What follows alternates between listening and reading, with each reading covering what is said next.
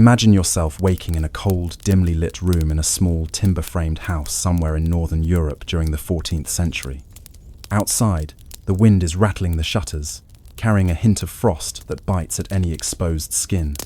Inside, the air is heavy with the smell of smoke from the hearth, mixed with the faint tang of dried herbs hanging from the ceiling.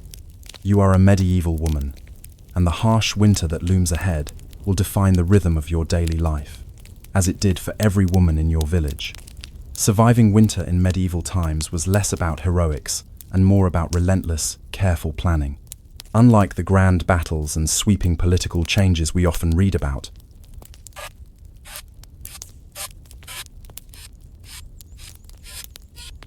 the winter demanded a quieter, more persistent kind of resilience. You, as a woman in this period, held a central role in that survival. Your responsibilities extended far beyond the domestic sphere, even if history has largely reduced your life to hearth and home. You managed food stores, maintained clothing, oversaw firewood, cared for children and the elderly, and sometimes even oversaw livestock and small-scale farming activities. Every action you took in these months carried consequences that could mean the difference between life and death. The preparation for winter often began in late summer or early autumn.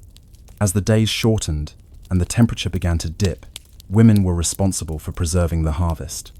Grains had to be dried and stored properly to prevent spoilage. Vegetables like cabbages and root crops were stored in cellars or pits lined with straw.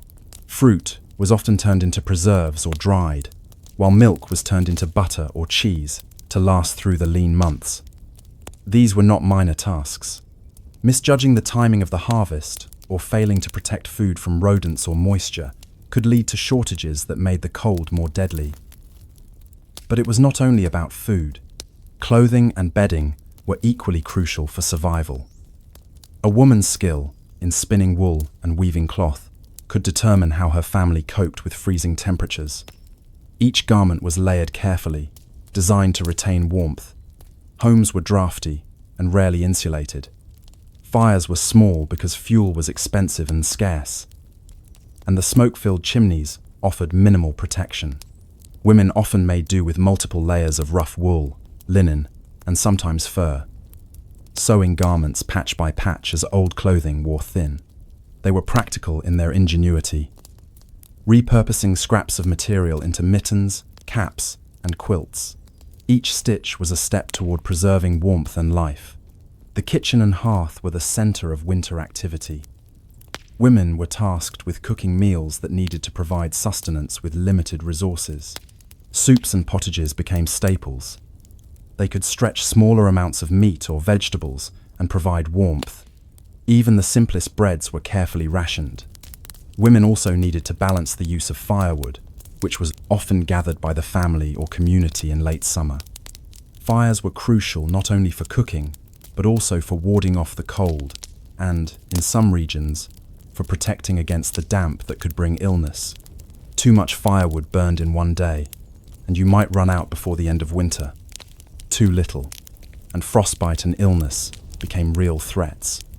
Illness was a constant companion of the medieval winter. The combination of cold, damp, and malnutrition weakened bodies, leaving even ordinary colds potentially deadly. Women acted as caregivers, tending to sick children, spouses, and neighbors. Herbs and basic remedies were a vital part of survival. Knowledge of what could soothe a fever or aid digestion was passed down orally, often from mother to daughter, generation to generation. A woman's understanding of these remedies could literally save lives. Sometimes, herbal knowledge was the only barrier between survival and succumbing to illness during the most challenging months. Socially, winters could be isolating. Villages were often small and scattered, and the snow could make travel dangerous or impossible. Women maintained social ties through visiting neighbors, exchanging goods, or participating in local gatherings when weather permitted. These connections were not merely for entertainment, they were lifelines for sharing resources, knowledge, and support. If a family's food stores ran low, having trustworthy neighbors could mean the difference between hunger and sustenance. The intricate social networks women maintained were as vital to survival as any practical skill. Despite the constant labor, women found moments of quiet resilience. Sewing by candlelight, churning butter, or even tending to small indoor gardens offered rhythm and a sense of control amid the harsh and unpredictable winter. The monotony of these tasks was broken occasionally by celebrations tied to religious holidays, such as St. Martin's Day or Christmas, which brought feasts, small gifts, or communal gatherings. These moments were precious, offering brief relief from the continuous pressures of survival. Yet even these celebrations required preparation. Food needed to be set aside, candles made, and clothing mended. Even joy was structured, measured, and cautious. The physical toll of winter survival was immense. Hands cracked from constant exposure to water and cold. Back muscles ached from endless bending over fires, baskets, or fields. Lungs and throats were irritated by smoke and damp. Sleep was often interrupted by the needs of the household, tending the fire, checking on the livestock, or soothing a sick child. The psychological burden was heavy too, though rarely recorded in chronicles that focused on kings and battles. The stress of ensuring survival, often without recognition or reward, shaped the way medieval women lived and thought. Interestingly, these harsh winters also shaped community structures. Women were at the heart of mutual aid networks, informal systems of support that historians often overlook. Tasks were shared when possible, such as cooperative baking, firewood gathering, or childcare swaps. Skills were taught to younger women and girls, not only as part of domestic training, but also as essential survival knowledge. In this sense, winter was both a crucible and a classroom, fostering resilience, resourcefulness, and communal ties that extended beyond individual households. Yet, not all strategies worked every year. Crop failures, unusually harsh weather, or outbreaks of disease could render even the most careful preparations inadequate. Families sometimes faced extreme shortages, leading to hunger, malnutrition, or even death. In some cases, women had to make difficult decisions, such as prioritizing food for children over adults, or choosing which livestock to keep and which to slaughter. These decisions were painful, yet they highlight the complex, often invisible labor that defined women's lives in medieval winters. As you consider the intricate web of responsibilities and strategies, one question lingers. How did women adapt when the systems they relied upon, harvests, trade, social networks, failed entirely? The answer is not immediately apparent, but it points toward resilience, ingenuity, and the quiet heroism of ordinary life. When winter deepened and the first heavy snows arrived, the ordinary challenges of survival transformed into urgent, life-defining tasks. By now, food stores should have been prepared, clothing layered, and firewood stockpiled. But medieval winters were unpredictable. A mild autumn could be followed by weeks of sudden frost or relentless snowstorms that made even short trips dangerous. It is in these conditions that the true ingenuity of women was revealed, not through grand gestures, but through the careful orchestration of daily life. One of the greatest threats during the coldest months was not simply the drop in temperature, but the way it amplified scarcity. Even the most carefully stored grains could become moldy if damp infiltrated the cellars. Cabbages and root vegetables could freeze and become inedible. Livestock might succumb to exposure, illness, or lack of fodder. Women were constantly alert, checking storage spaces, rotating food to prevent spoilage, and rationing carefully. Every decision mattered. A loaf of bread that lasted a week in November might need to stretch until the spring thaw, and planning these rations required meticulous calculation and experience. Extreme weather also reshaped domestic architecture and daily routines. Homes were poorly insulated, often with gaps in walls or thatched roofs that let in wind and snow. Women improvised by layering straw, blankets, or even reeds along walls and floors to create insulation. Fires, central to cooking and warmth, were carefully managed to conserve fuel.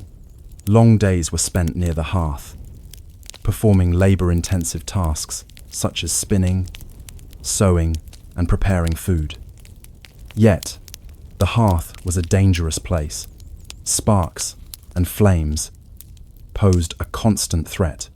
Women had to balance keeping the fire alive with maintaining safety, especially with children or pets nearby. Water presented another challenge. In many northern villages, wells froze, forcing women to fetch water from distant streams or melt snow, a task that required both energy and careful timing to avoid frostbite. Once water was collected, it was used sparingly, primarily for cooking, washing, or minimal cleaning. Hygiene practices, which we take for granted today, were often adjusted to conserve warmth and prevent illness. Women had to weigh the need for cleanliness against the risk of exposure to the cold. It was a delicate balance, and misjudgment could have fatal consequences during prolonged winter. Even the social aspects of survival were affected. Snow and ice could isolate entire villages for days or weeks. In response, women relied on tight-knit networks of cooperation and communication. They shared food, firewood, and labor, rotating responsibilities to ensure that no household was left without essential resources. Older women, who had survived many winters, acted as informal advisors, guiding younger women on rationing, heating techniques, and food preservation. These networks were fragile, however, and relied on trust, discipline, and careful planning. A single failure in one household could ripple outward, affecting neighbors and extended families. One particularly fascinating survival strategy was the adaptation of diet during prolonged winters. Meat, which was often limited, was preserved through salting, smoking, or drying. Fish could be stored in brine, and dried legumes became crucial for sustaining families over weeks when fresh vegetables were scarce. Women experimented with combinations of grains, legumes, and available vegetables to create pottages that could be cooked slowly over the fire, providing both warmth and nourishment. They became adept at maximizing calories from minimal resources, an essential skill when supply lines either from trade or local harvest were cut by snow and ice. Clothing, too, underwent significant adaptation. Layers of wool, linen, and sometimes fur were standard, but women devised creative solutions for extreme cold. Mittens were sometimes stuffed with straw for insulation, and multiple layers of socks and leggings were worn to protect against frostbite. Hats, hoods, and scarves were essential, but they were also labor-intensive to make and repair. As threads frayed or seams split under the stress of cold and constant movement, women worked tirelessly to patch garments, knowing that even minor gaps in insulation could be dangerous. Some women became experts in indoor survival techniques that might seem mundane but were critical. They learned to manipulate indoor microclimates by opening or closing shutters strategically, concentrating heat in the kitchen, and using textiles to trap warmth in sleeping areas. Smoke from the hearth, though irritating, helped keep insects away and had minor antiseptic properties. Women also monitored the behaviors of animals, chickens, pigs, or cats, to gauge conditions and anticipate problems. Livestock behavior often signaled extreme cold or impending illness, giving women time to intervene. Winter was not only a battle against the elements, but also a test of ingenuity and foresight. Historical accounts, though sparse in personal detail, hint at remarkable adaptations. In some regions, women created small indoor gardens, growing herbs and winter greens in pots or troughs near the fire. This not only provided nutrition, but also contributed a sense of agency and control in otherwise harsh and uncertain circumstances. Women also used fermentation to extend the shelf life of vegetables and dairy products, a slow, meticulous process requiring constant attention. These small, often overlooked activities were the backbone of survival, ensuring that families could endure the months of scarcity and cold. The psychological strain of these conditions was immense. Isolation, fatigue, and constant vigilance took a toll. Women were responsible not only for their own survival but for that of children, the elderly, and sometimes the infirm.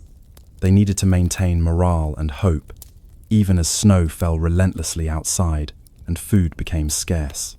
Storytelling, prayer, and communal rituals helped maintain spirits, reinforcing the social and emotional fabric that supported survival. These activities, seemingly mundane, were a form of resilience as vital as any practical skill. Yet, despite careful preparation and ingenuity, winters could overwhelm even the most resilient. Crop failures, epidemics, or unusually harsh weather could negate months of labor. Women had to make impossible decisions, rationing food to a dangerous degree, culling livestock for immediate survival, or negotiating with neighbors for shared resources.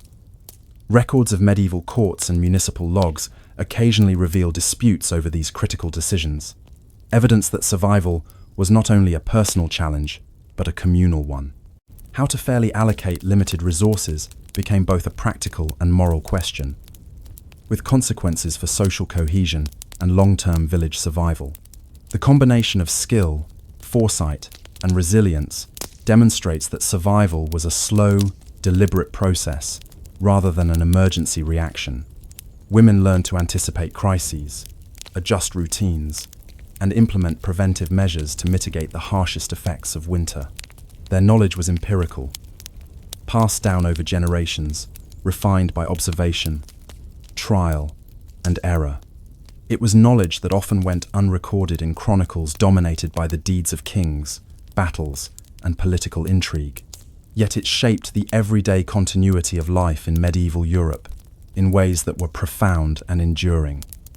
Still, questions remain. Despite all the planning, some winters were so severe that even the best prepared households struggled to survive. How did women cope when starvation or disease became unavoidable? What measures did they take when the communal networks that supported them faltered under extreme conditions? These unanswered questions point to stories of desperation, adaptation, and resilience that often went unrecorded, but whose echoes can still be discerned in legal records, folklore, and oral traditions. As winter stretched into its final months, the cold hardened into something relentless, a constant companion that pressed against every wall, every door, and every small body of warmth in the village. By February, the cumulative toll of months of rationing, labor, and vigilance became visible. Grain bins that once seemed ample were now low. Preserved vegetables and salted meats had dwindled, and the worn garments patched countless times still bore evidence of the struggle to retain warmth. It was during this time, when the limits of preparation were tested, that the endurance and ingenuity of medieval women became most apparent. One of the most extraordinary aspects of survival was how women balanced scarcity with sustenance. Records from estate accounts, monastic ledgers, and household inventories reveal that women were meticulous record keepers, whether formally or informally. They knew exactly how much grain remained, how many loaves could be baked per week, and how to ration butter and cheese to maximize both calories and morale. This careful monitoring of resources was essential. Even a minor miscalculation, baking too many loaves at once, or overcooking a pot of pottage, could threaten the survival of the household. Women developed what we might today call a mathematics of hunger, constantly estimating, recalculating, and predicting how long their stores could last under increasingly harsh conditions. In some regions, extreme weather forced women to adopt more dramatic strategies. Snowdrifts could block access to nearby forests for firewood, compelling women to recycle old timber from fences, abandoned structures, or even fallen beams from their own homes. Villages often implemented communal rotations for firewood collection, where women and men collaborated to ensure no household went entirely cold. Some households dug tunnels through deep snow to reach storage pits or animal pens, a physically demanding task that required strength, planning, and endurance. The combination of ingenuity and sheer perseverance was striking. demonstrating that survival was as much a mental challenge as a physical one. Health and illness remained ever-present concerns. Starvation, frostbite, and respiratory infections were constant threats. Women often employed preventive measures, many derived from herbal knowledge and folk remedies, to protect family members. Garlic, willow bark, and other locally available plants were used for their medicinal properties. Women also devised ways to maintain basic hygiene, despite freezing conditions, using snow sparingly, bathing in small amounts of warmed water, and employing steam from the hearth to clean clothing and bedding. These small interventions, repeated daily, often made the difference between mere endurance and catastrophe. Perhaps the most poignant testament to women's resilience was their role in maintaining both morale and social cohesion. Even in the harshest conditions, they nurtured children, cared for the elderly, and maintained connections with neighbors. Storytelling by the fireside, shared meals, and religious observances provided continuity and comfort. In many villages, women were responsible for preparing small communal feasts during winter festivals, even when supplies were stretched thin. These acts were not simply about celebration, they were psychological strategies, reinforcing hope and social bonds that could make survival possible when the elements and scarcity threatened to break the community. One of the lesser-known survival strategies was the adaptation of domestic spaces. Women optimized heat by creating warm zones near hearths and ovens, layering textiles over floors and walls, and using curtains or movable screens to trap heat in specific rooms. Livestock, when available, were sometimes housed indoors for warmth, their presence adding both body heat and a sense of life to otherwise stark interiors. Even small animals like cats or chickens played a role, helping control vermin and providing small comforts that contributed to household stability. These techniques reflect a sophisticated understanding of microclimates and energy conservation skills honed through experience and necessity. Despite all preparation and adaptation, some winters were unforgiving. Historical records, such as those kept by parish priests and estate officials, occasionally mention entire families succumbing to the combined effects of cold, malnutrition, and disease. These losses were tragedies, yet they also reveal how extraordinary the successes were in households that survived. Women who navigated these extreme conditions without losing family members demonstrated a blend of planning, endurance, and intuition that is rarely acknowledged in traditional histories. Their knowledge and strategies, often transmitted orally or through apprenticeship within families, were crucial to the continuity of village life. By spring, when snow melted and fresh green shoots emerged, survival was more than a relief. It was a triumph. Women assessed what had endured and what had failed. Seeds and animals that survived would ensure continuity into the next year. Lost stores and tools prompted new preparations for the following winter. These cyclical assessments, made annually, refined survival techniques over generations. The quiet work of medieval women, patching garments, rotating stores, monitoring health, managing labor, and fostering community was foundational to the persistence of villages and families, even through decades of harsh winters. Reflecting on these months of endurance, it becomes clear that survival was not only about meeting immediate needs, but also about cultivating knowledge, resilience, and adaptability.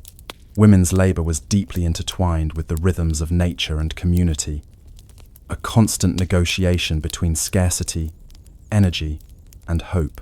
They exemplified a quiet, persistent ingenuity that shaped medieval life in profound ways, often without recognition or documentation. Their strategies reveal a nuanced understanding of resource management, human behavior, and environmental adaptation that resonates even today. As you consider this, one is left with a thought-provoking question. How many of the innovations and survival strategies developed by these women have been lost to history, unrecorded and uncelebrated, yet quietly shaped the survival of countless communities? The next time winter presses against your window, remember that the slow, careful labor of ordinary women kept entire societies alive in a time when cold could so easily end life, and that these invisible efforts are a vital part of our shared human story. Imagine stepping into a narrow, dimly lit bakery along a busy street in Rome around the 1st century CE. The smell of warm bread, yeasty, slightly sour, and comforting, fills the air. Outside, the city is alive, with the hum of carts, chatter from market stalls, and the clatter of hooves on stone streets. Inside, the bakery is a world in itself, where every hour is measured by kneading, proofing, and baking. If you were a Roman baker, your life would be governed not by politics or philosophy, but by flour, water, fire, and the constant rhythm of production that fed the city. Bread was the cornerstone of the Roman diet. Unlike today, when bakeries are luxury or convenience businesses, in ancient Rome, bakers were central to urban survival. The annona, Rome's state grain supply, was a constant concern, and bakers depended on it for a reliable flow of wheat. Managing grain was not a simple matter of storage. It required careful attention to prevent spoilage or infestation. Grain was inspected for moisture, insects, and quality before it was milled into flour. Even small mistakes could compromise the bread supply for dozens of households. Your daily tasks as a baker began with this meticulous preparation, sifting flour, removing impurities, and ensuring the consistency required for reliable baking. Baking itself was a labor-intensive process. Most Roman bakeries used stone or clay ovens, fueled by wood. Temperatures were controlled not with modern thermometers, but by experience judging the heat through the color of the oven walls, the feel of the air, and the behavior of embers. Bread dough had to be mixed to precise consistencies, incorporating water in exact proportions, and sometimes enhanced with olive oil, herbs, or honey for flavor. Leavening was achieved through natural sourdough cultures, which required careful maintenance and attention. A neglected starter could die, ruining the day's production. This constant vigilance made the work slow, repetitive, and physically demanding. The workday of a Roman baker started before dawn. You would rise in the darkness to begin milling, mixing, and kneading, often assisted by apprentices or slaves. Kneading was not just a mechanical process, it was a test of endurance and skill. Dough had to be worked to develop gluten, ensuring elasticity and proper rise. Once kneaded, it was left to ferment, sometimes for several hours, before being shaped into loaves. Some bakeries specialized in small, dense bread, suitable for everyday consumption, while others produced larger, fancier loaves for wealthier clients or religious festivals. Every loaf was the product of precision, skill, and patience. Bread in Rome was not only a daily necessity, but also a matter of social stability. The state issued free or subsidized bread to citizens, and bakers were under pressure to meet both the demands of private customers and government quotas. Any disruption in production could cause unrest, as seen in historical accounts of bread riots in Rome. A baker's work, seemingly mundane, was intimately tied to the survival and contentment of the city's population. You were not just making food, you were maintaining order, one loaf at a time. Apprentices and assistants were essential. A master baker could not manage production alone. Apprentices learned every step, from kneading to firing the oven, while slaves often performed the heaviest labor, such as carrying sacks of grain or stacking bread. Instruction was hands-on and relentless. Mistakes were costly, not only because of wasted ingredients, but because they could disrupt the rhythm of the bakery and, by extension, the local food supply. Apprenticeship could last years, with young workers absorbing subtleties of fermentation, dough elasticity, and timing. The knowledge passed down in this way was practical, empirical, and often unrecorded. Like the survival strategies of medieval women, It existed in lived experience more than in texts. Roman bakeries were also centers of small commerce. Bread was sold in bulk or by the loaf, and transactions involved careful measurement. Bakers weighed loaves on balanced scales, and prices could fluctuate depending on grain availability. In some cases, bakers delivered bread to private homes or workshops, requiring organization, coordination, and reliability. The logistics of distributing daily bread across a bustling city like Rome were challenging and depended on the diligence of every worker in the bakery. Beyond the technical and logistical challenges, the baker's life had social dimensions as well. Bakeries were places of exchange, news, gossip, and information flowed as freely as flour, while you focused on shaping loaves or tending ovens. The interactions with customers, apprentices, and neighbors created a network of social bonds that was crucial for both business and survival. In many ways, bakeries were microcosms of Roman urban life, reflecting both the order and chaos of the larger city. Health hazards were constant. The combination of flour, dust, smoke, and heat posed risks to lungs, eyes, and skin. Long hours of kneading and lifting heavy sacks caused physical strain. Yet, despite these dangers, bakers were relatively respected, for they provided a product essential to life itself. Chroniclers occasionally noted bakers in civic accounts or guild records, acknowledging their indispensable role in maintaining the city's food supply.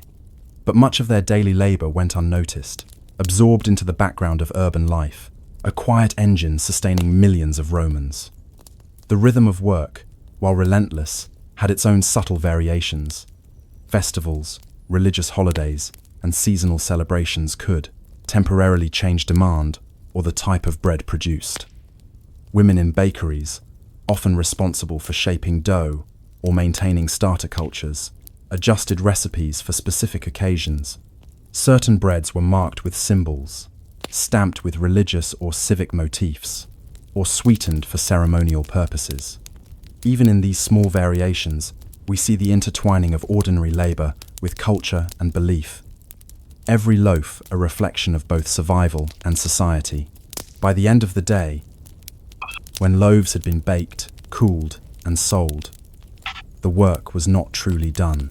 Equipment needed cleaning, ovens needed tending, and starter cultures required feeding to ensure the next day's production. Exhaustion was constant, yet the cycle repeated with the dawn. For Roman bakers, life was measured in dough, fire, and bread, the quiet rhythm of labor that sustained one of the largest cities in the ancient world. Even with all this preparation and diligence, the challenges were never fully predictable. Grain. Shipments could be delayed, ovens could crack, or fires could falter. One misstep, one neglected starter, and the consequences rippled through households and streets. The survival of the city depended not on heroics or grandeur, but on the careful, methodical work of individuals like you, standing in a dim bakery before the first light, shaping dough with practiced hands. And yet, this raises a curious thought.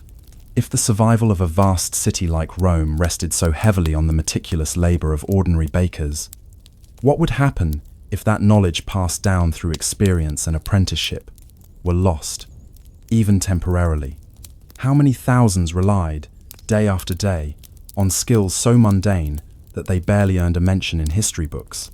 As the days passed, the life of a Roman baker was not simply repetitive. It was a constant negotiation with uncertainty.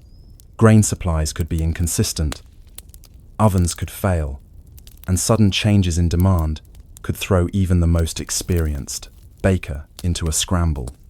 These challenges required both ingenuity and experience, revealing that what appears mundane is, in reality, a delicate balance of skill, foresight, and adaptability.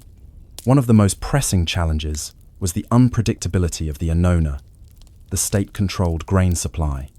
In theory, Rome's vast bureaucracy ensured that wheat flowed steadily into the city.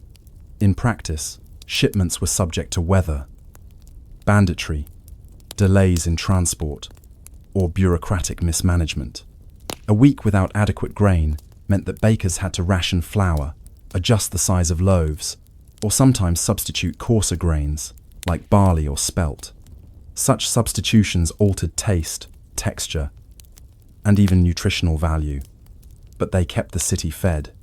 Women in bakeries, often responsible for dough preparation and shaping, played a crucial role in managing these substitutions.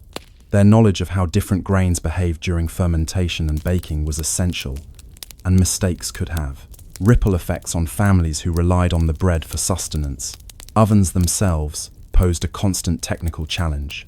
Most Roman ovens were wood-fired, made from clay or stone, and required careful maintenance. Too much heat, and bread could burn. Too little, and dough would remain raw. Master bakers relied on experience, observing the color of the fire and the behavior of embers. But even this was imperfect. One cracked oven wall could ruin the day's production, forcing bakers to improvise with temporary repairs or to adjust baking techniques to compensate for uneven heat. In this environment, innovation often took the form of subtle, practical adjustments, layering bread to protect certain loaves from direct heat, adjusting dough thickness, or reshaping loaves to optimize cooking time. These small tweaks, though seemingly trivial, were essential survival strategies. Labor management was another ongoing concern. Apprentices, slaves, and assistants were vital but coordinating. Their efforts required constant attention. Tasks had to be assigned based on skill and endurance, and mistakes could disrupt the entire production cycle. Training was continuous. Young apprentices learned how to knead just enough, how to judge dough consistency by touch, and how to manage starter cultures for long-term baking. Women, often overseeing domestic and production tasks within the bakery, acted as coordinators, ensuring that every hand knew its role. The efficiency of the bakery depended on this careful orchestration. Any lapse could result in wasted flour, undercooked loaves, or delayed deliveries to customers. Roman bakers also faced environmental hazards that might seem mundane, but were potentially dangerous.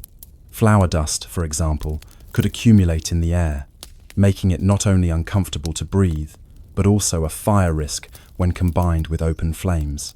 Women often worked close to ovens, managing delicate tasks while exposed to heat, smoke, and dust, all of which could contribute to respiratory or skin problems over time. Yet these risks were accepted as part of the routine. Adaptation became second-nature ventilation strategies.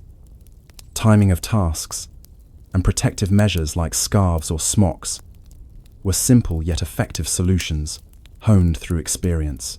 Demand for bread fluctuated in surprising ways. Festivals, religious holidays, and civic ceremonies created temporary surges, requiring bakers to anticipate needs weeks in advance. Conversely, shortages of wheat or disruptions in supply could create panic among customers. Bakers needed to remain alert, adjusting quantities, rationing loaves, and sometimes prioritizing deliveries to certain neighborhoods.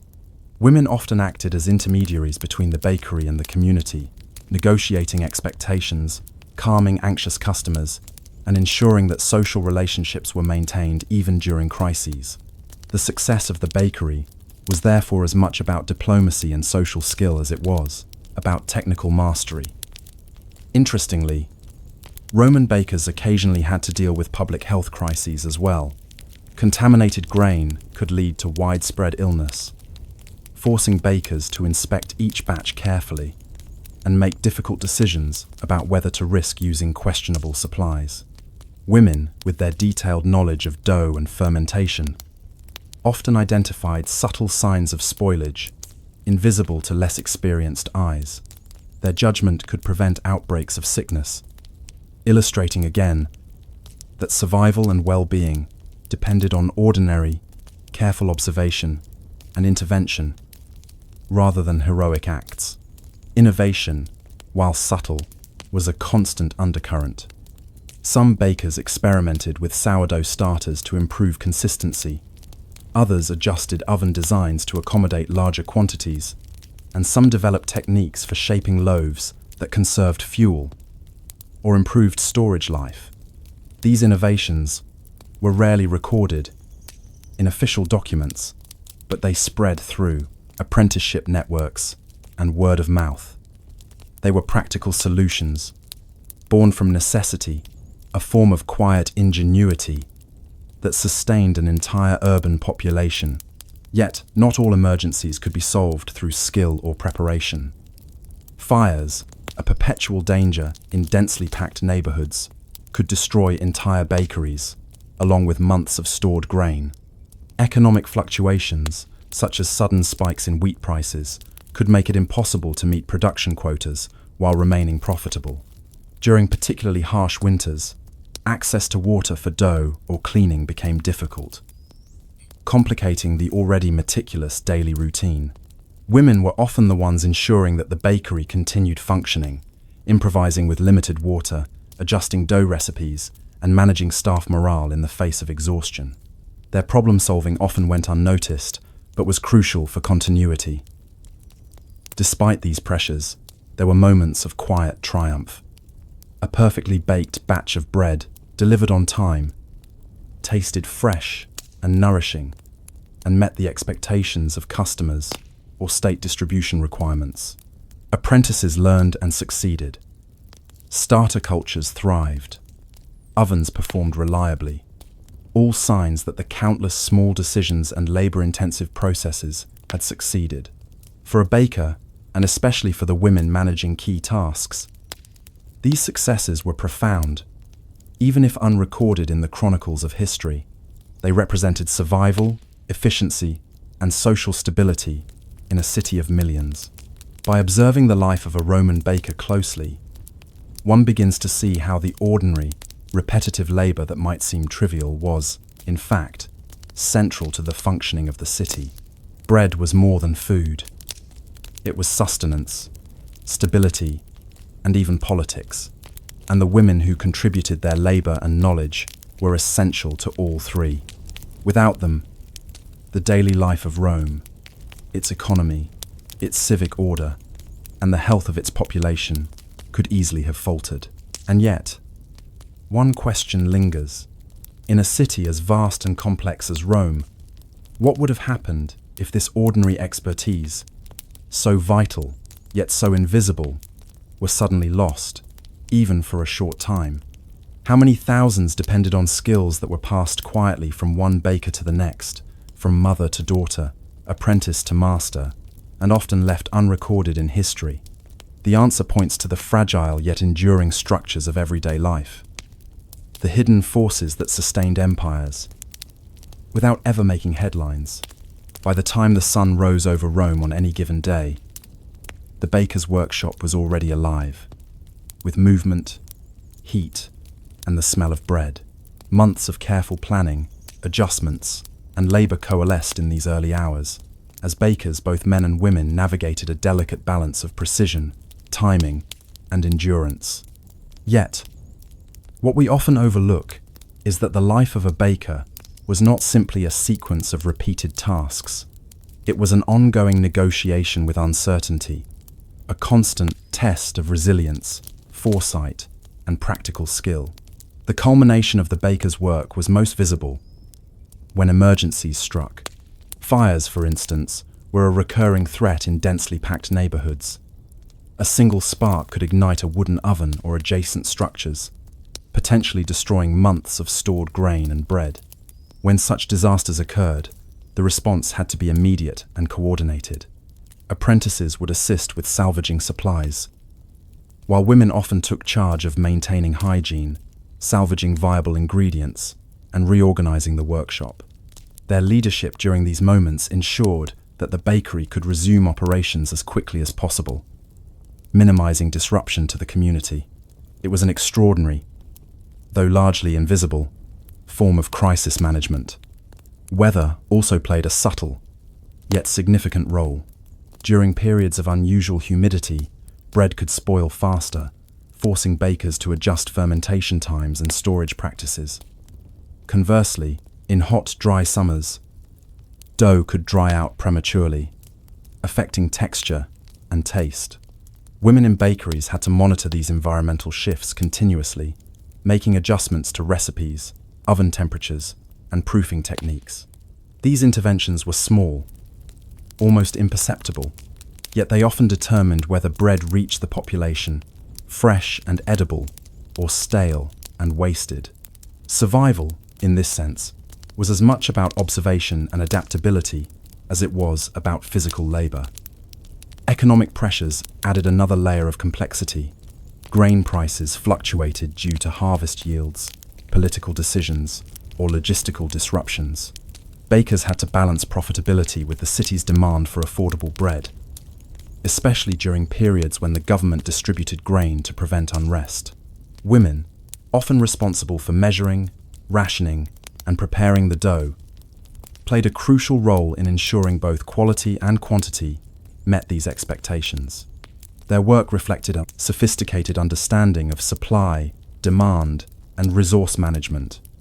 Skills, rarely acknowledged in historical texts, but critical to the functioning of Roman society. Despite these pressures, innovation thrived quietly within bakeries. Roman bakers experimented with sourdough cultures to ensure consistent leavening, adjusted oven structures for efficiency, and developed techniques for storing and distributing bread that minimized spoilage. Women, in particular, often managed starter cultures and fine-tuned fermentation, using subtle variations in water, flour, and temperature. These incremental innovations, while uncelebrated in grand histories, ensured the survival and stability of Rome's daily food supply. They were empirical, hands-on solutions, knowledge passed down through apprenticeship and observation, refined over decades. Health and endurance remained central concerns. Flour, dust, smoke.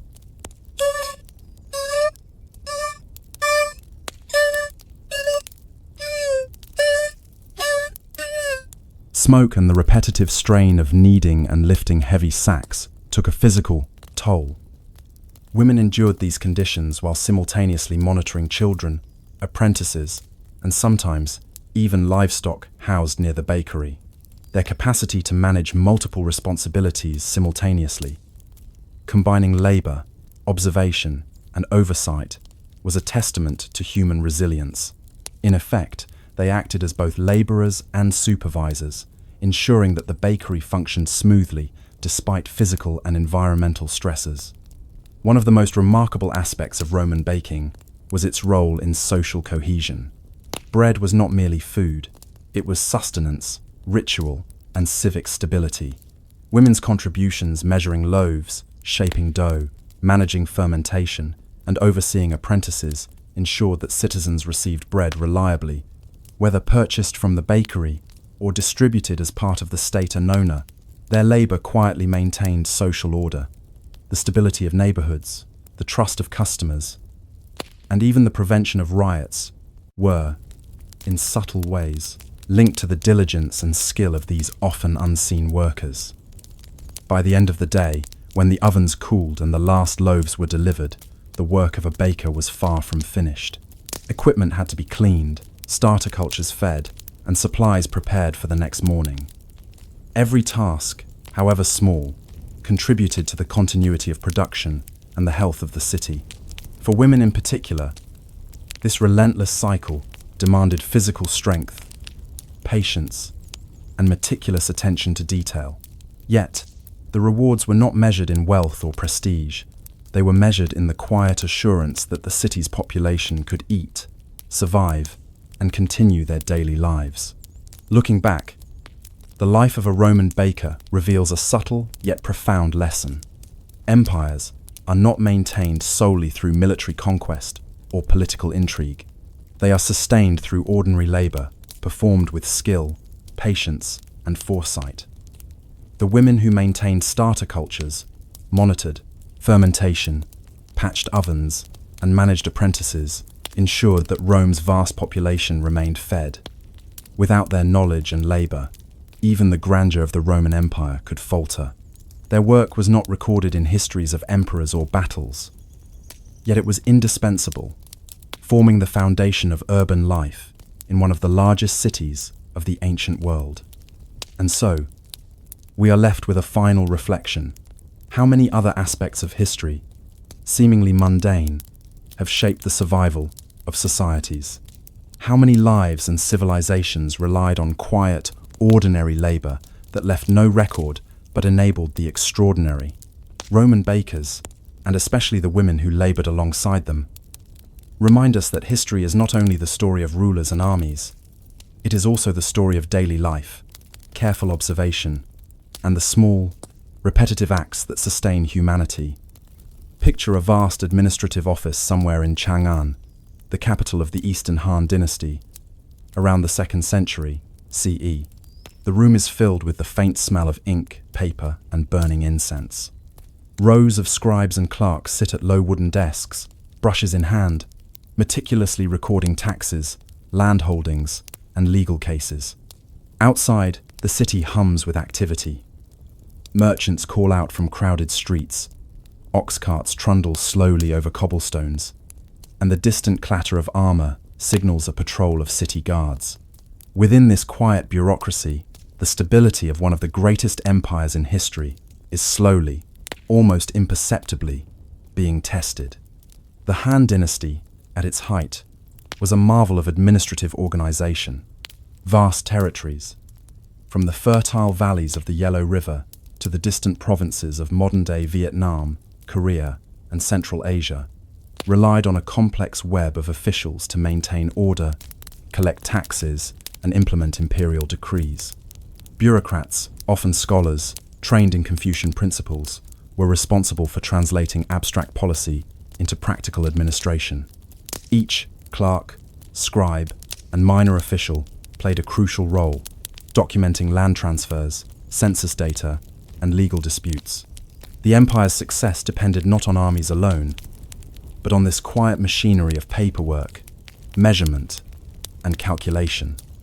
Daily life in the bureaucracy was monotonous, yet exacting.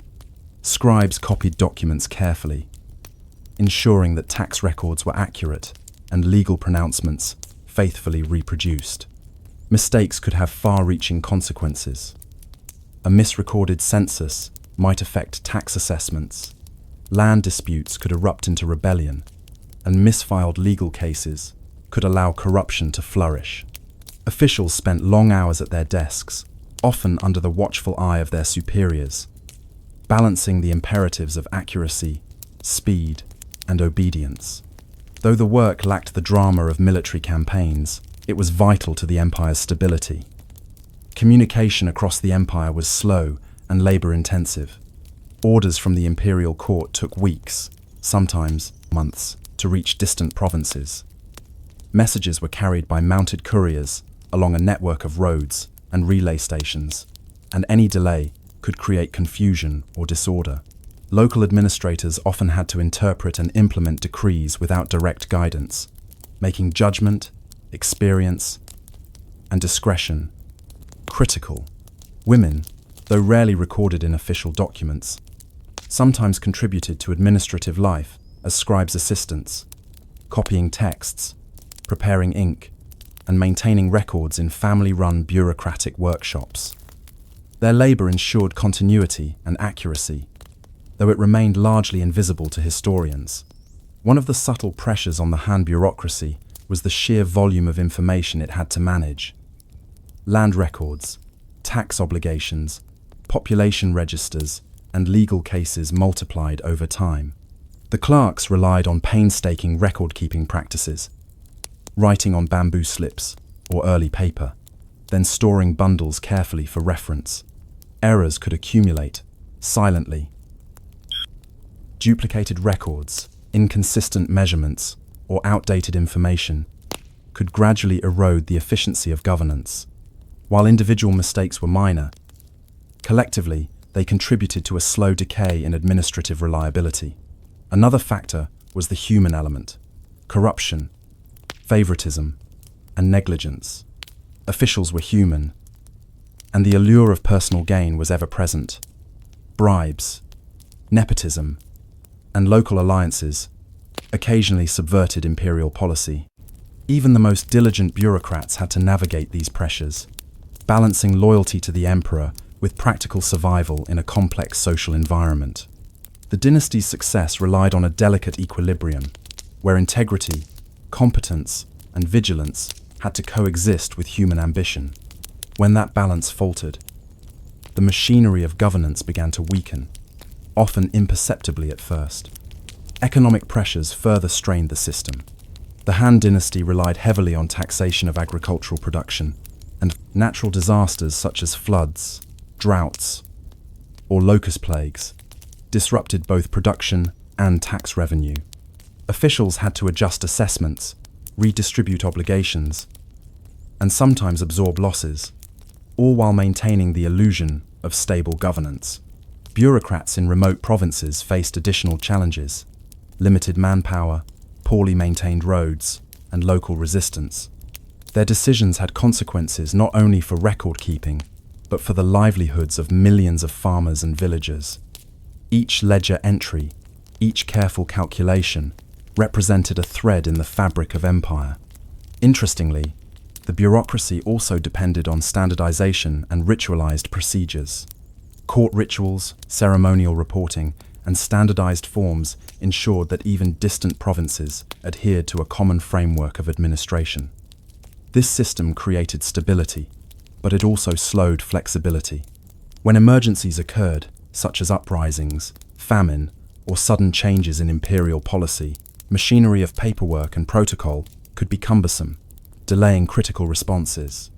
Women assistants and clerks often managed these procedural bottlenecks, preparing copies, annotating documents, and smoothing the flow of information, yet their contributions were quietly absorbed into the functioning of the system rather than celebrated. Census-taking was a particularly revealing task. Accurate population data were essential for tax collection, military conscription, and resource allocation. Scribes traveled long distances to count households, record the number of laborers, and note the status of landholdings. Errors were common. Families could be absent, records misread, or local officials might manipulate numbers to reduce burdens or curry favor. These small inconsistencies accumulated over time, undermining the accuracy of governance. It was a slow, almost invisible erosion, but it reflected the limits of even the most sophisticated bureaucratic system. Even with meticulous record-keeping and careful planning, the Han bureaucracy faced another quiet threat: the sheer human toll of routine. Officials endured long hours of monotonous labor, often under strict supervision, and pressure from higher authorities was relentless. Mistakes were punished, delays criticized, and inefficiency condemned. Burnout, mistakes, and disillusionment were common. In the provinces, officials sometimes abandoned posts or fell back on shortcuts to survive, further eroding administrative rigor. The empire's strength, therefore, relied on the endurance of ordinary people performing tedious yet vital tasks day after day. By the 2nd century CE, these cumulative pressures, information overload, corruption, economic strain, human fatigue, and natural disasters, were quietly weakening the Han administrative system. The machinery of empire was still functioning, but with less precision, less reliability, and more vulnerability to sudden shocks. The dynasty's decline was not a single catastrophic event, but a series of small, incremental failures that accumulated over decades, each unnoticed in isolation but powerful in aggregate. As you observe the subtle collapse of bureaucratic order, one cannot help but wonder how much of history's great collapses are determined not by battles or rebellions, but by the quiet erosion of routine, the small miscalculations, and the uncelebrated labor of those who keep systems running day after day. If the scribes had been more meticulous, if corruption had been less common, could the Han dynasty have endured longer, Or were these slow failures inevitable in any empire of such scale? Would you like to continue to section 2 of story 3, where we explore the consequences of these bureaucratic weaknesses, provincial unrest, and the everyday human responses to the empire's decline? As the machinery of the Han bureaucracy strained under the pressures of volume, corruption, and human fatigue, the effects began to ripple outward, slowly reaching villages, towns, and provincial centers across the empire. By the late 2nd century CE, the empire was still vast and outwardly stable, but beneath the surface, subtle cracks were appearing. Farmers complained about inconsistent tax collection, local officials acted in their own interest, and delays in grain delivery occasionally caused shortages. These were not dramatic headlines of revolt or war, but quiet disturbances, often overlooked in the grand chronicles of emperors, yet they profoundly affected daily life.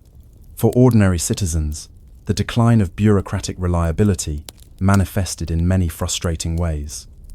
Farmers depended on accurate tax assessments to avoid losing their land or livestock. Yet as local officials grew more self-serving or careless, records could be misfiled, payments miscalculated, or property disputes ignored. Women, often responsible for managing household resources, had to navigate these inconsistencies carefully. They adjusted provisions, negotiated with local clerks, and sometimes traveled to county offices to rectify errors. Survival in this environment required attention to detail, persistence, and a nuanced understanding of local politics. The administrative decay made even ordinary life unpredictable. Provincial administrators faced their own challenges. Overstretched and underpaid, they often relied on bribes or favors to maintain order, which in turn reinforced corruption. Roads were poorly maintained, making travel slow and difficult, and communication with the central government could be delayed for weeks. Local unrest, such as small rebellions, banditry, or disputes over land, was often the first signal that the bureaucracy's reach was weakening. Officials had to improvise, using discretion and local alliances to enforce imperial policy. Women, both in households and local workshops, were indirectly affected. Shortages of grain, delayed deliveries of supplies, and increased instability in local markets made their everyday survival work more precarious. One subtle but significant consequence of the weakening bureaucracy was the erosion of social trust. Records were central to maintaining legal and economic order. When documents were lost, mismanaged, or manipulated, it became harder for ordinary people to rely on contracts, tax assessments, or legal protections. Women, who frequently managed domestic finances, witnessed firsthand how fragile the system had become. They adapted by keeping private records, tracking debts and obligations carefully, and negotiating with neighbors to secure resources in uncertain conditions. In doing so, they became silent administrators of family survival, bridging gaps left by the faltering official bureaucracy. Economic pressures intensified these challenges.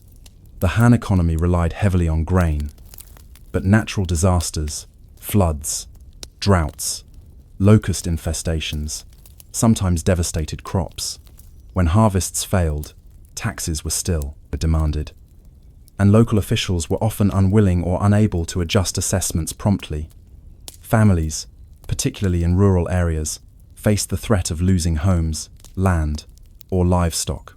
Women frequently bore the responsibility of rationing food, preserving what could be salvaged, and negotiating exchanges or loans with neighbors.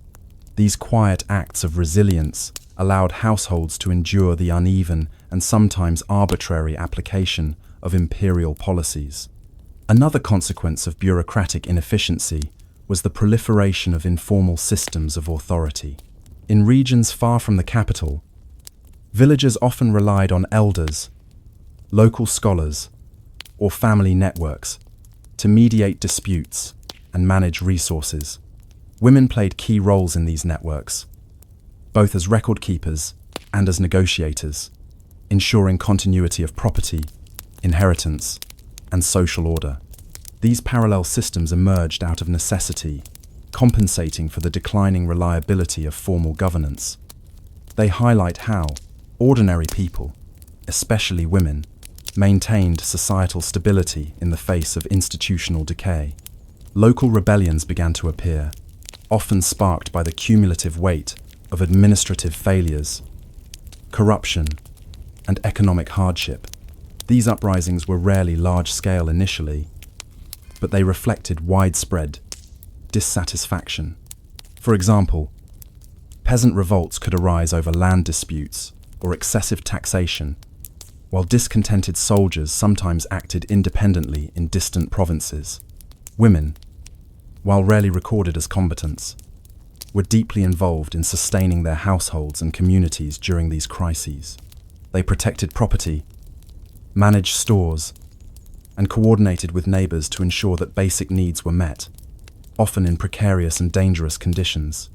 Their efforts mitigated the impact of unrest, allowing ordinary life to continue despite the growing instability. The human element remained central to this unfolding decline. Officials grew tired, demoralized, or opportunistic. Scribes made errors. Local governors prioritized personal gain over imperial loyalty. This gradual weakening of administrative competence created a feedback loop. Poor record-keeping led to disputes, which increased stress on officials, which in turn led to more errors and corruption.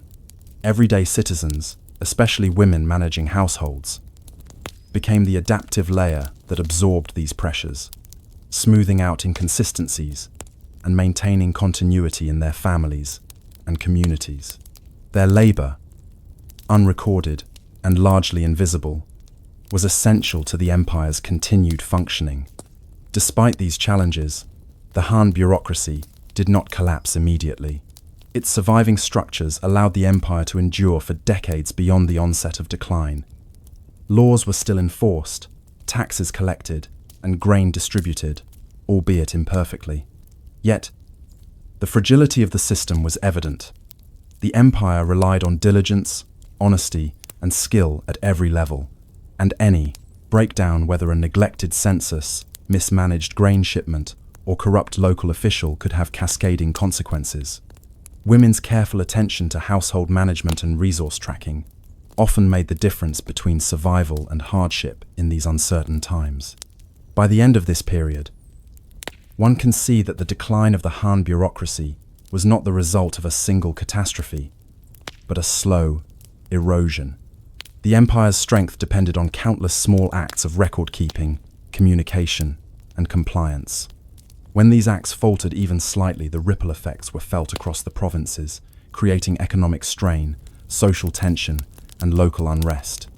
The empire's eventual fragmentation and the rise of warlordism in subsequent decades were, in part, the product of these quiet, incremental failures. And so we are left with a question that echoes through history. How much of an empire's longevity depends not on grand battles or monumental decisions, but on the ordinary, repetitive, and often invisible labor of scribes, clerks, and household managers? If these small gears of administration faltered, could any ruler maintain control, no matter how powerful or ambitious? By the late 2nd century CE, the cumulative pressures on the Han bureaucracy, corruption, fatigue, mismanaged records, and natural disasters had begun to manifest as unmistakable instability. In the provinces, delays in tax collection, inconsistencies in land records, and failures of grain distribution created discontent among farmers, soldiers, and local officials alike. While the capital, Chang'an, remained outwardly orderly, the fringes of the empire were increasingly chaotic, and the once predictable machinery of governance groaned under the weight of centuries of administration. One vivid example comes from historical records of local revolts. Peasants, frustrated by unfair tax assessments and the failure of officials to respond to grievances, occasionally rose up against local magistrates. These uprisings were rarely large, but they had symbolic importance. They exposed the cracks in imperial authority. In some cases, Women took central roles in maintaining household survival during these periods of unrest. They rationed food, safeguarded property, and coordinated with neighbors to ensure that essential resources remained accessible. Their labor, often unacknowledged, provided a stabilizing force amid growing uncertainty. Military logistics also suffered. The conscription of soldiers depended on accurate census and tax records. Yet the slow degradation of these systems meant that recruitment became uneven. Some regions overcontributed, straining families. Others undercontributed, leaving imperial garrisons inadequately staffed. Military inefficiency, in turn, weakened the state's ability to respond to internal rebellions or external threats. Behind the scenes, the meticulous work of local clerks and assistants documenting population counts, preparing records, and tracking obligations was crucial to maintaining the delicate balance. Without it, even the best-trained troops could not be deployed effectively. As administrative reliability waned, informal networks of power strengthened. Wealthy families, local elites, and village elders increasingly filled the gaps left by failing bureaucracies. Women in these networks played vital, though often invisible, roles. They managed household finances, mediated disputes, and ensured that land transactions and family obligations were upheld. These contributions created resilience in the face of institutional failure. The official machinery may have faltered, but ordinary people, through careful daily labor and social negotiation, kept their communities functioning. The slow decline also intensified economic pressures. Grain shortages, exacerbated by floods and droughts, became more common. Trade disruptions increased the cost of essential goods, placing additional burdens on households. Women, responsible for domestic provisioning, adapted by rationing carefully, preserving what food they could, and sometimes negotiating informal exchanges with neighbors or local merchants. These adaptive strategies mirrored the quiet problem-solving seen in other historical contexts, such as medieval winter survival or Roman baking ordinary ingenuity, sustaining life under systemic stress.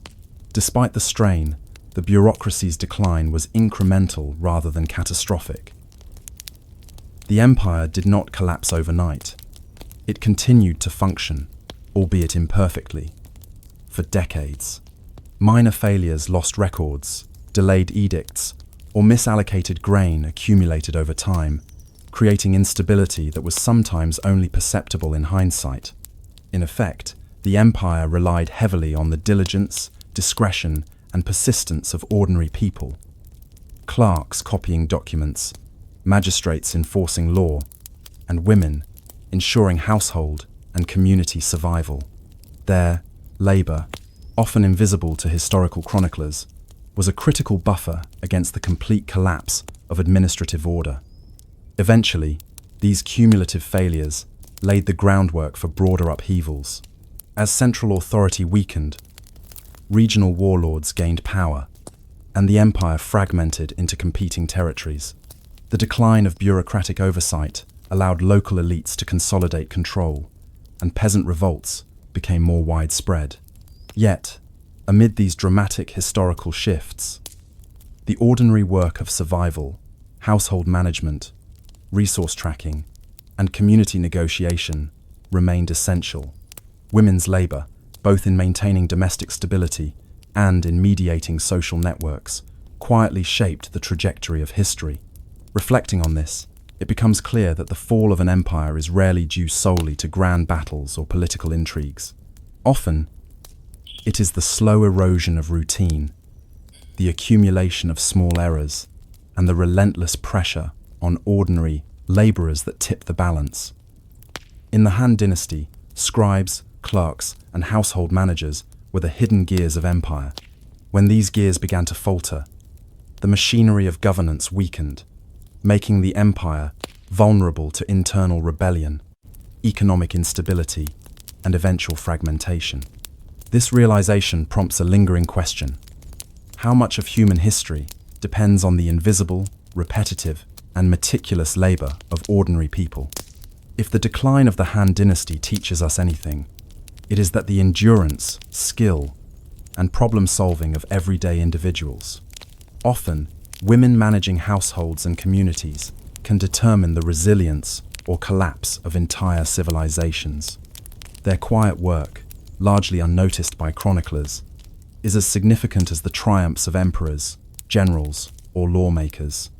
The fall of the Han bureaucracy reminds us that history is not only shaped by extraordinary events, but also by the slow, painstaking processes of everyday life. Ordinary, labor meticulous, persistent, and often invisible, can sustain empires for centuries, or hasten their decline when it falters. The women and men who maintained records, managed households, and mediated social networks played a crucial role in the life of the empire, proving that survival and continuity are as much a product of the mundane as they are of the monumental. Imagine dawn breaking over a small village in southern Scandinavia, sometime around the 9th century CE. The air is crisp, tinged with the earthy smell of livestock, wet soil, and wood smoke. In a modest longhouse, a family of farmers awakens to begin their day. Outside, the sky is pale, the ground firm with frost, and the distant fjords shimmer faintly in the morning light.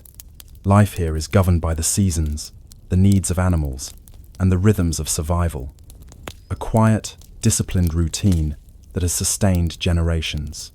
A Viking farmer's day began early, often before the sun had fully risen. Men and women shared the labor, though roles were generally divided along lines of strength, skill, and custom. Women were responsible for much of the domestic work, tending to the hearth, preparing food, spinning wool, brewing ale, and caring for children. Men typically handled heavier outdoor labor, such as plowing fields, chopping wood, or managing larger livestock. Yet this division was fluid. When storms struck, crops failed, or illness affected a household member, everyone pitched in wherever needed. The survival of the farm depended on collective effort and adaptability. Food production dominated daily life. Crops were seasonal, and storage was essential for surviving long winters. Women were skilled in preserving food, drying, salting, smoking, and fermenting grains, fish, and meat. Every action had to be carefully planned. For example, barley, rye, and oats were cultivated not only for bread or porridge, but also for ale, which was a staple beverage throughout the year. Meticulously, monitoring storage conditions to prevent mold or spoilage. The slightest oversight could compromise months of work, leaving the household vulnerable during winter months. Livestock required constant attention. Cows, pigs, sheep, and chickens provided milk, meat, hides, wool, and eggs, all essential to household survival. Feeding animals during harsh winters was particularly challenging. Stored fodder had to be rationed carefully, and foraging in deep snow sometimes meant risk or improvisation. Women often oversaw the feeding schedule, ensuring that livestock received enough to survive, while men repaired pens, collected firewood, or cleared snow from pathways. Each day was a balancing act between labor, resources, and environmental constraints. The longhouse itself was a center of both domestic and agricultural life. Hearth fires were maintained continuously, providing warmth, light, and a place to cook. Women managed these fires with care, ensuring consistent heat for cooking and for warming water. Hearths were also symbolic centers. They anchored family life, reinforced social norms, and acted as the focal point of daily routines. Meals were simple but essential. Porridge, bread, preserved meats, and occasionally fresh milk or fish. Women's role in preparing, rationing, and distributing food was critical to maintaining both physical sustenance and household morale. Textiles and clothing were another domain dominated by women's labor. Wool had to be cleaned, carded, spun into thread, and woven into fabric. Clothing had to withstand harsh weather, from cold winters to rainy summers. Repair and patching were constant tasks, as garments were too valuable to replace easily. Every stitch represented careful attention to detail, ensuring both durability and comfort. In many ways, women were the invisible engineers of survival, translating raw materials into functional necessities that kept the family alive and protected. Daily work also included strategic planning for the future. Women monitored grain stores, household tools, and livestock health, making adjustments as seasons progressed. They stored seeds for the next planting, inspected preserved foods, and assessed livestock readiness for breeding or slaughter. These seemingly mundane routines required acute observation, memory, and judgment. Misjudgment could result in crop failure, famine, or economic hardship, illustrating that survival depended on careful management rather than sheer strength or heroism. Community interactions were also essential. Villagers shared labor for tasks like building barns, harvesting fields, or transporting heavy loads. Women played an active role in organizing communal work, coordinating schedules, and ensuring equitable sharing of resources. Social ties were critical. Neighbors relied on each other for survival, exchanging labor, goods, and information. The stability of the household was thus intertwined with the broader network of village life, where trust, reciprocity, and knowledge of each other's capabilities ensured resilience. Education and skills transmission occurred through daily work rather than formal institutions. Children learned by observing and assisting adults. Girls in domestic tasks, and boys in agricultural or craft labor. Women were central to this process, passing down knowledge of cooking, textile production, food preservation, and household management.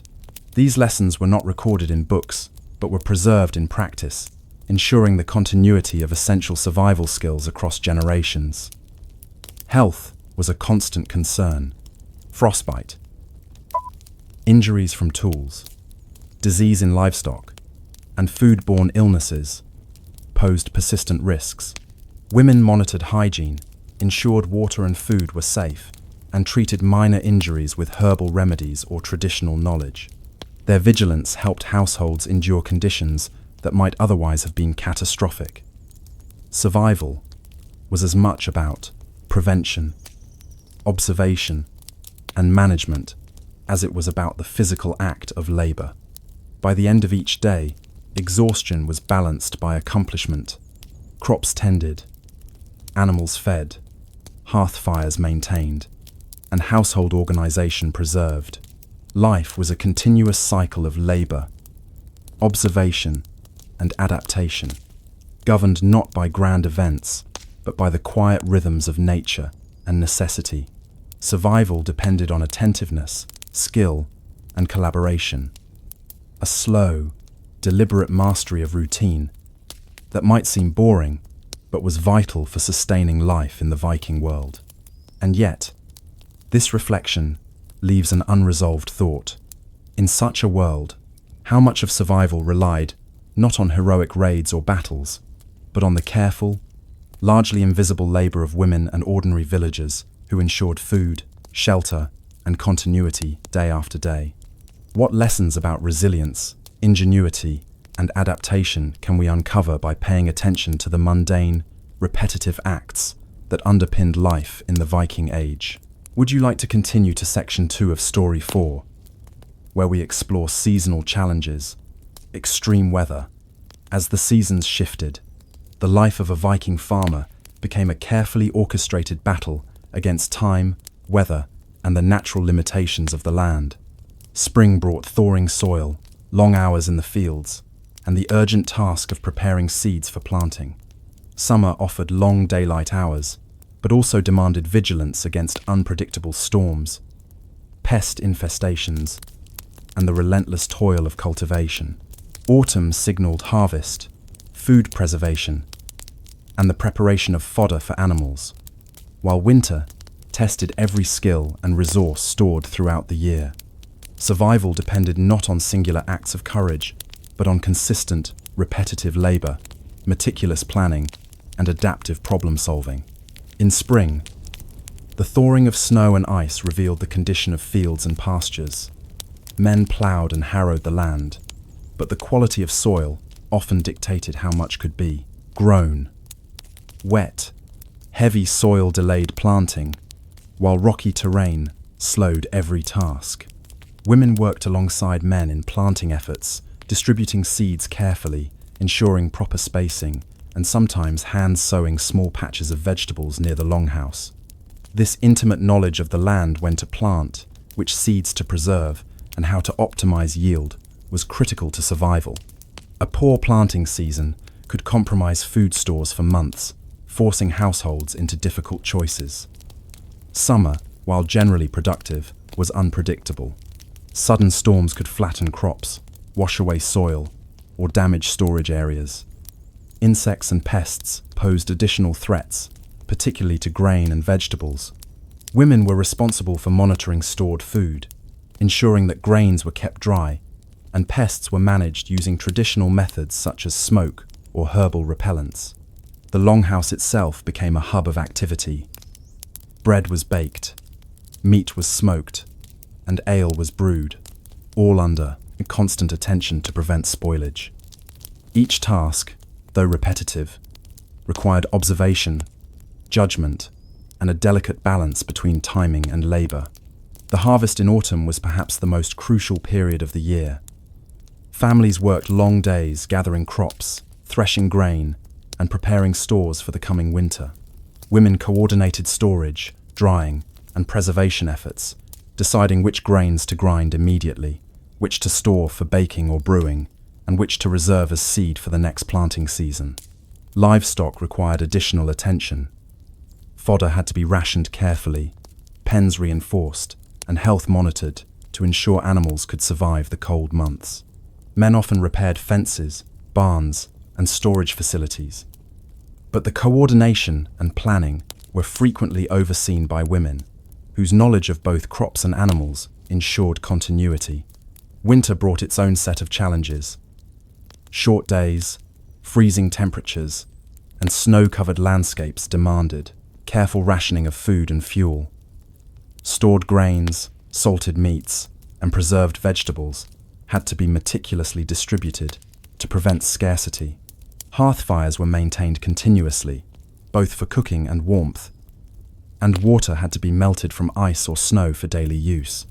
Women managed these critical resources, determining daily rations for family members and livestock alike.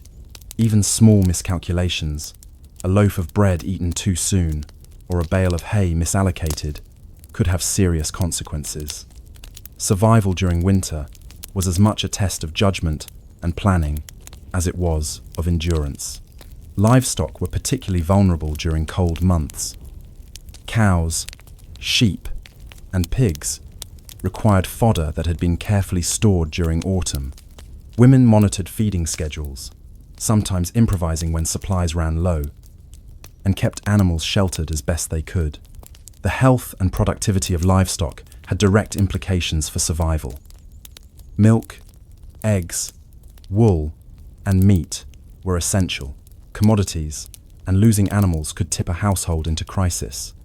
Men assisted by clearing snow, repairing pens, and securing water sources. But the daily attention to detail, feeding, monitoring, and preserving was largely managed by women, highlighting their indispensable role in sustaining life. Extreme weather tested every aspect of Viking farming. Storms, floods, and unusually cold winters could destroy crops, damage buildings, and threaten livestock. Households developed strategies to mitigate these risks. Food was preserved in multiple ways: smoked, salted, dried, or fermented to provide redundancy. Tools and household implements were maintained meticulously, ready for repair when needed. Knowledge of microclimates, soil conditions, and livestock behavior informed every decision. These adaptive strategies were often learned through generations of observation and trial and error, quietly preserved in the daily routines of women and men working together to ensure survival. Communal cooperation was another critical adaptation. Villagers assisted each other during heavy labor periods, such as harvesting or building barns. Skills and labor were shared, and women often coordinated these efforts, arranging schedules, distributing workloads. In many ways, the survival of an individual household was intertwined with the efficiency and trustworthiness of the wider community. Food, tools, and labor were pooled to meet the demands of extreme conditions, demonstrating that resilience depended on both meticulous planning and social networks. Education and skill transmission continued through daily work. Children learned to observe weather patterns, care for animals, and preserve food by watching adults, particularly women, who often oversaw these lessons. Knowledge of when to plant, how to protect crops, and how to manage household resources was passed down in small increments, year after year. This hands-on learning ensured that survival skills were maintained across generations, preserving both the household and the larger community against the uncertainties of nature. By the end of each season, the household had either successfully navigated the challenges of climate and labor, or faced scarcity and hardship. Life was a continuous loop of preparation, observation, and adaptation. The survival of a Viking household depended not on daring raids or grand exploits, but on the consistent, often invisible labor of women and men who worked meticulously to maintain food, shelter, and community cohesion. Their efforts ensured that each winter could be survived, and each spring could bring new opportunity. And yet, one question lingers. How many societies, across time and place, owe their endurance not to battles or rulers, but to the repetitive, invisible labor of ordinary people managing daily survival? In the Viking Age, as in other periods, resilience was built not on heroism alone, but on careful observation, practical skill, and communal cooperation.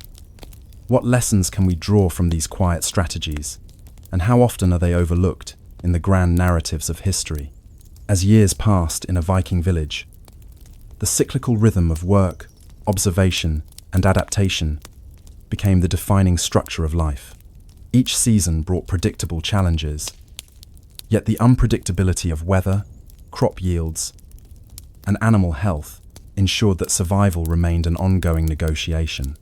The household, small yet intricately managed, functioned as both a physical and social system, with every member, especially women, playing a critical role in maintaining stability, ensuring continuity, and preparing for the next season. By late autumn, after the harvest, the fruits of a year's labor were apparent.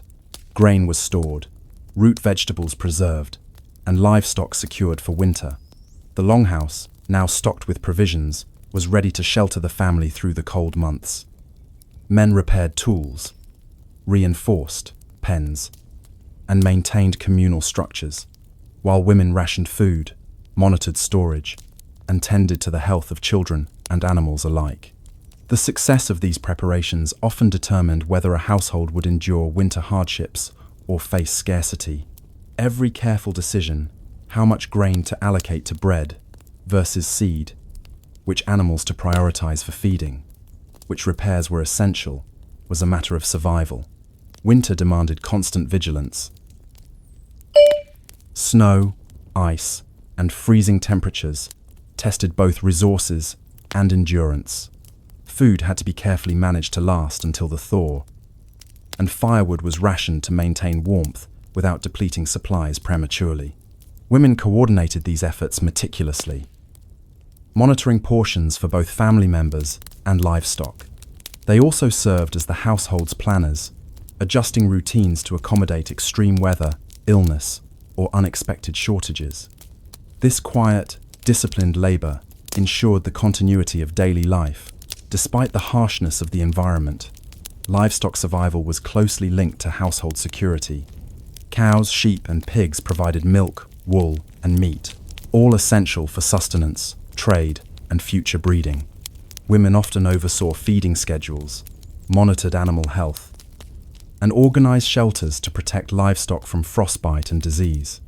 Men assisted by gathering firewood, clearing snow, or repairing barns. But the intimate care, the timing, observation, and subtle adjustments, was largely managed by women. Without their intervention, households risked losing critical resources that could not be replaced until spring. Over time, households developed long-term strategies for resilience. Crop rotation, diversified planting, and seed saving allowed families to mitigate poor yields. Storage techniques, including drying, salting, and fermenting, preserved food for extended periods. Community cooperation ensured that when one household faltered, neighbors could provide assistance, labor, or shared resources. Women were central to these strategies. They preserved knowledge, coordinated community efforts, and maintained meticulous household records that guided decisions for years to come. Their labor, often invisible in historical records, underpinned the resilience of entire communities. Children learned survival skills through observation and participation.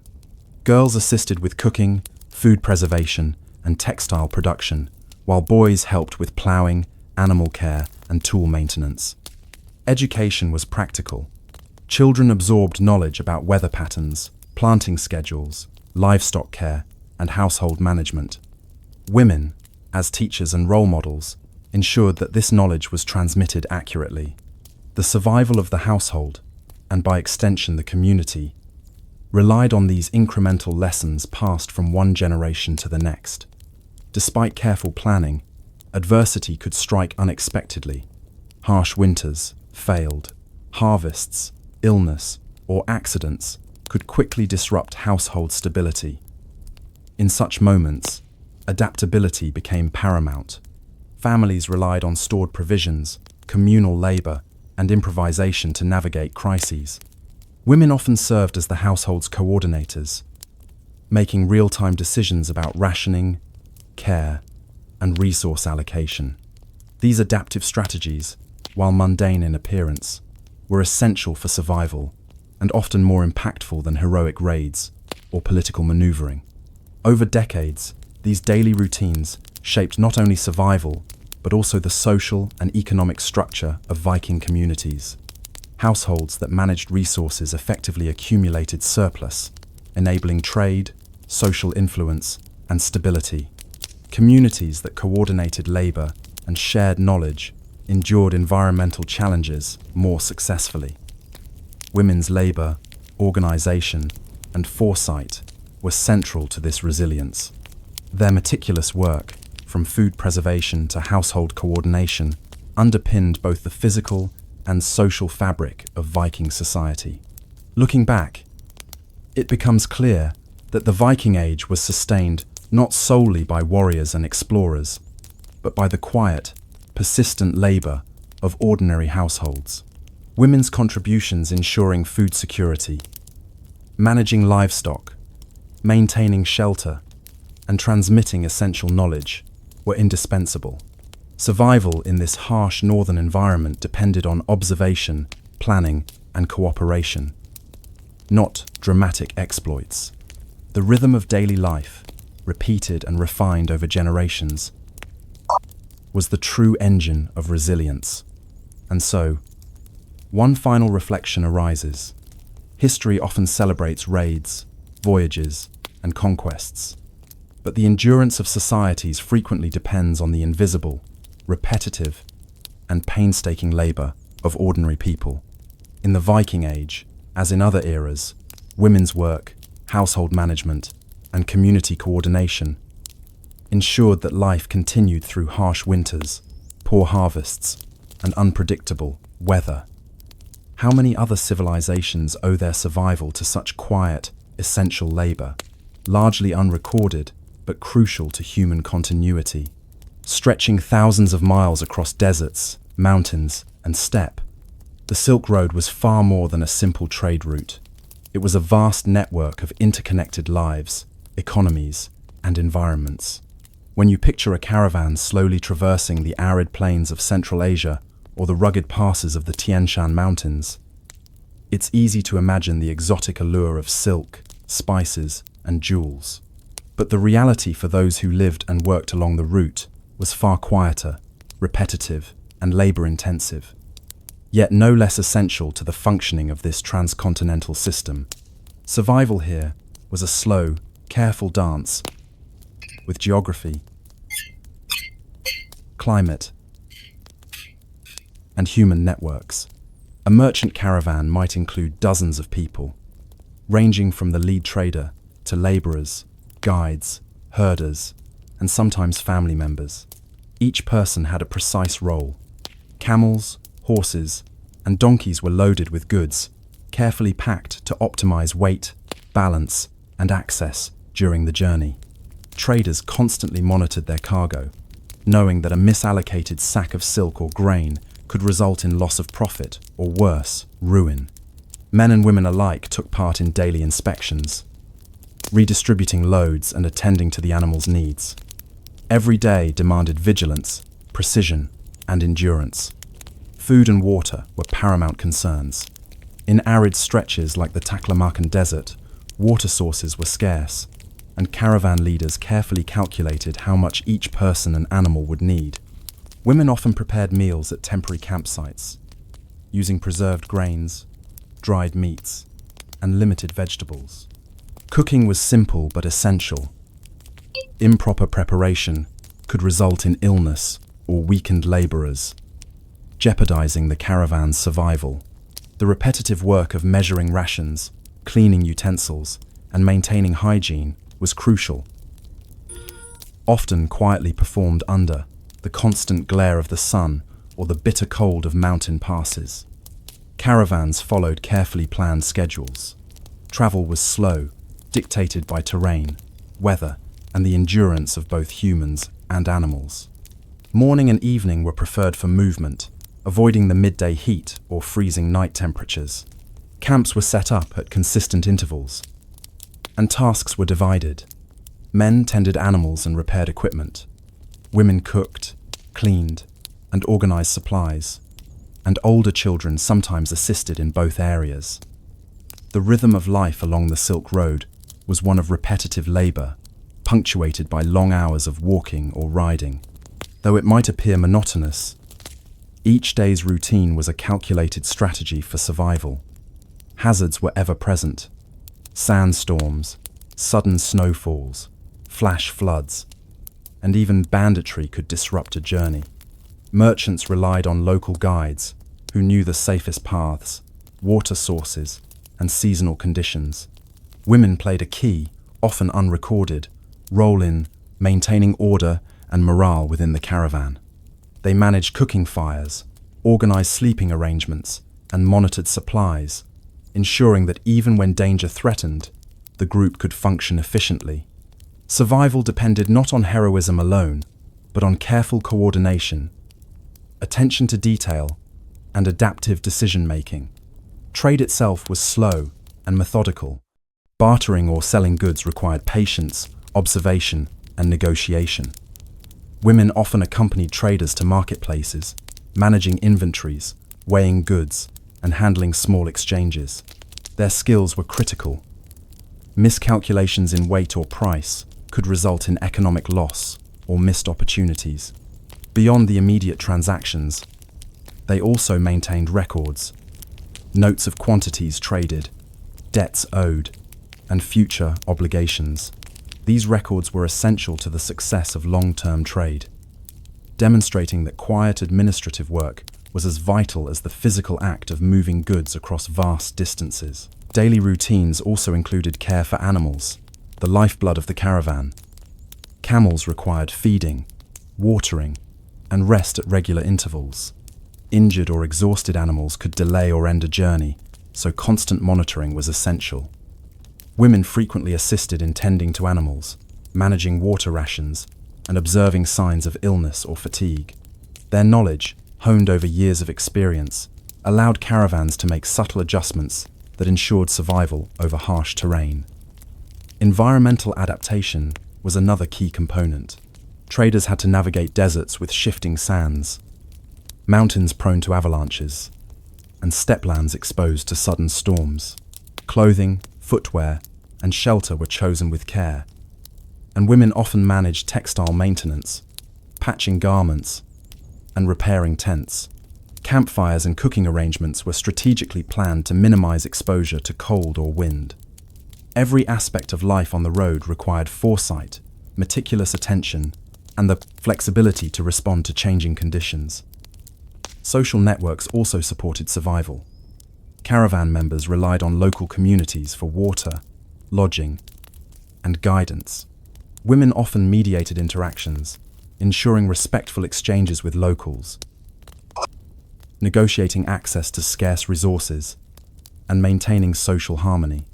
These quiet interventions prevented disputes, secured necessary supplies, and facilitated cooperation. Without such coordination, even a well-provisioned caravan could face delays, shortages, or conflict. At the end of each day, as merchants, laborers, and animals settled into their temporary camp, the work of survival continued.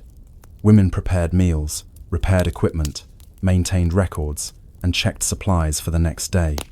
The caravan's success depended on these mundane, repetitive tasks, performed consistently under challenging conditions.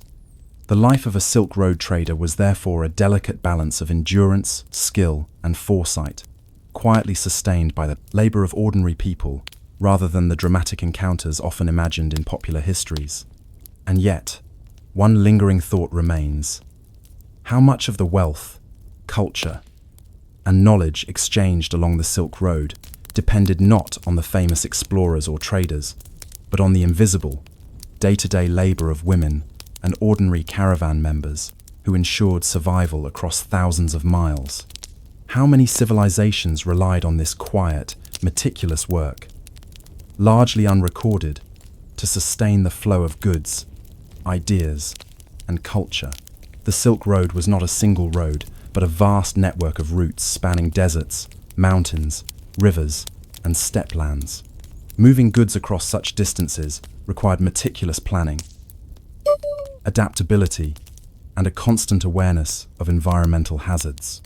For merchants and their families, survival depended on understanding the subtle rhythms of terrain, climate, and human behavior details that, though boring to a casual observer, were crucial to life along this extensive trade network.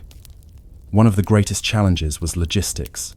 Caravans had to balance the load of goods with the endurance of animals. Camels, horses, and donkeys were essential for transporting silk, spices, textiles, and other commodities, but each required daily care. Feed, water, and rest were carefully rationed. Caravan leaders often planned travel schedules around access to wells, oases, and pasturelands. Women, though less often highlighted in historical narratives, were central to these operations. They prepared fodder, monitored animal health,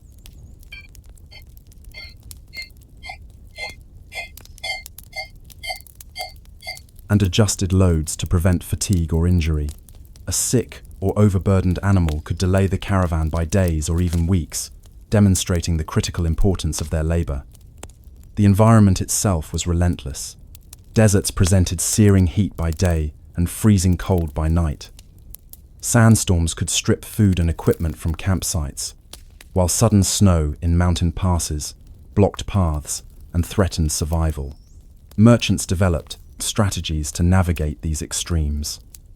Water was stored carefully, food rations measured to last several days, and shelters constructed to protect both people and animals. Women often managed these resources, overseeing cooking arrangements, distributing supplies, and ensuring that families and laborers remained healthy. Their practical knowledge of daily survival was essential, yet it rarely appears in historical chronicles. Trade hubs and way stations along the Silk Road played a critical role in sustaining life. Caravanserais, simple inns or communal lodges, offered water, food, and shelter, while towns and villages provided markets, repair services, and social connections. Women were vital in these spaces as well. They managed household tasks, prepared meals for travelers, and maintained supplies. Their presence allowed caravans to rest, regroup, and continue without significant disruption. Survival along the Silk Road depended not only on the planning of merchants, but also these small, largely invisible contributions that ensured continuity and efficiency. Social cohesion within the caravan was another constant concern. Long journeys exposed individuals to fatigue, stress, and conflict. Maintaining order, assigning responsibilities, and resolving disputes were daily necessities. Women often acted as mediators and organizers, overseeing tasks like meal preparation, sleeping arrangements, and inventory management. Their labor ensured that the caravan remained functional, reducing tension and preventing disruptions that could escalate into dangerous situations. In this way, the survival of the group relied on skills, rarely recorded in official histories, but indispensable to the smooth operation of trade. Environmental adaptation extended to knowledge of local climates and geography. Caravan leaders studied seasonal wind patterns, river levels, and mountain passes, timing journeys to take advantage of favorable conditions. Women contributed to this knowledge by observing subtle cues, the behavior of animals indicating approaching weather changes, the condition of stored water and fodder, and the health of family members after exposure to harsh conditions.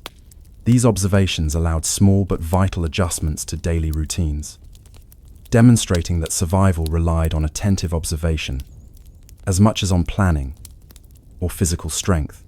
Food preparation and preservation were ongoing concerns. Fresh produce was scarce, and preserved grains, dried meats, and fermented products formed the bulk of sustenance. Women managed the preparation of these foods at temporary camps, ensuring that meals were safe, nutritious, and rationed appropriately. Cooking in extreme conditions required ingenuity. Fires had to be maintained, despite wind, smoke minimized to avoid attracting predators or bandits, and water sources managed carefully to prevent contamination. The repetition of these tasks, day after day, was monotonous yet essential, illustrating how mundane labor underpinned long-distance trade. Even financial and record-keeping tasks were crucial to survival. Traders needed to track purchases, debts, and sales meticulously, as a single miscalculation could ruin the economic viability of a journey.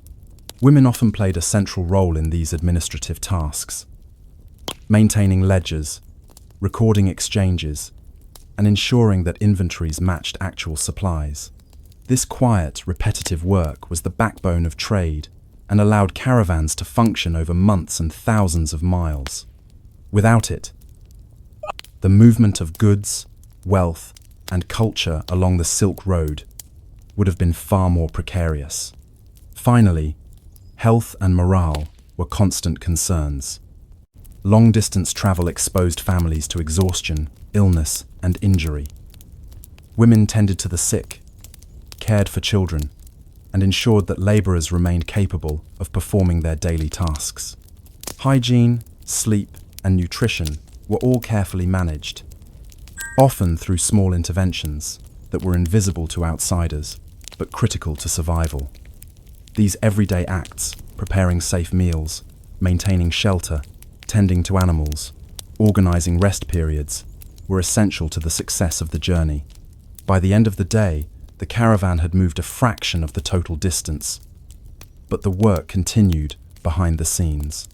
Women ensured that preparations were complete for the next day. Meals organized, water and fodder distributed, supplies checked, and records updated. The survival of the group relied on this combination of observation, care, and meticulous labor, repeated consistently across thousands of miles and weeks of travel. The Silk Road was not merely a route for goods. It was a theater of human endurance and adaptation, where quiet, repetitive labor determined whether people lived or struggled to survive. And yet, the reflection lingers. How many of history's great achievements, trade networks, cultural exchange, and economic expansion rested not on famous merchants or distant rulers, but on the invisible, painstaking labor of women and ordinary travelers. The Silk Road's endurance depended on these quiet acts, and yet their contributions remain largely unrecorded. How different would our understanding of history be if we recognized the invisible infrastructure of survival that made such monumental human endeavors possible.